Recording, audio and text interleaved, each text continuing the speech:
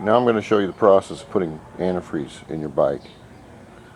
Now, for regular people that have done this a lot, perhaps from the United States or wherever, this is redundant and ridiculous, but if you've never done it before and you're working with these little bikes, then maybe this is something that can help.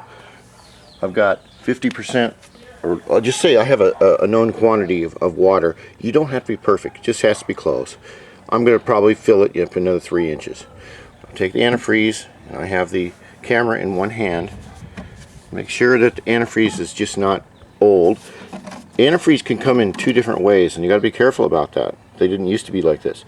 Antifreeze usually came in a form that was very thick, and you dilute it with water, but you can buy it diluted. I would suggest you don't buy the diluted kind because you're paying a lot of money for water and you're getting ripped off. So let's see if I can pick this up with one hand, turn it with my old wrists, and take about 8 pounds of water, or whatever. That's about halfway right there.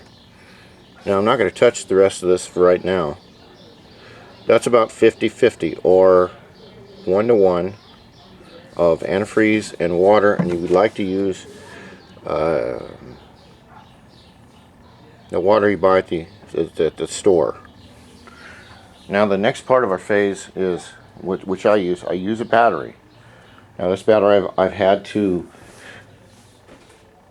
put it on the charger. Now any battery that you do put on a charger, whatever size, gives us hydrochloric acid. A spark with that acid will blow the battery up. Therefore, whenever you work around a battery, find yourself a set of cheap $2, $1. What a sexy beast. Damn. Anyway, back to my story. Find yourself a set of eyeglasses, because if one of these things does happen to blow up, God forbid, surgeons can rebuild your face. They can rebuild a broken arm. They cannot rebuild your eyes. Even if you lose one eye and you lose your depth perception, you're screwed. You might as well just, well, your life will just become a lot harder. So what I like to do is, while I'm charging this, okay, I'll take my leads off here and let the battery cool down for a minute, because it gets warm when it's charging. This is only a little 2-amp charger right there. After it cools down, I will hook up one solid lead to the red side, which is positive, and I will have the other side switched. You could just have a bare wire and put it next to the frame. And as I'm pouring the antifreeze into the radiator, it's going to burp. What happens is you pour the antifreeze in, and it burps air. There's air bubbles in it. So then I'll run the pump a little bit by touching the leads. It'll go zzz, zzz, and it'll just slowly put fluid in the system. And then I have my air bleeder right here, which I keep a little bit loose, and I have a catch plate down here for any extra antifreeze, and a catch plate on the bottom of the motor.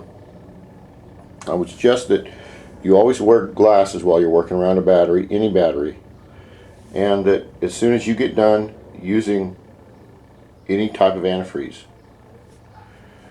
that you wash your hands really good, put everything away, and don't touch it again, because the stuff is pretty poisonous.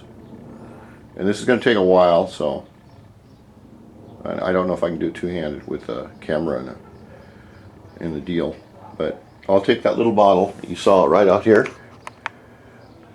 beyond the antifreeze bottle, and I'll slowly pour it in here. And like I said, it may take a good 20 minutes to do the whole thing, because there's all kinds of little tiny pipes in the radiator. You can't just fill it up like a gallon of water or a liter or whatever the fuck a liter is. I don't know, because we don't use liters here.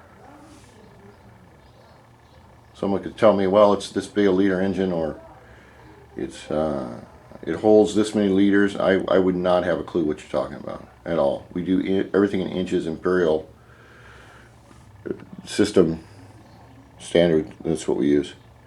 Okay, I'm going to go and try and fill this up and not make a mess out of it. Now I won't get it all full. Let's see.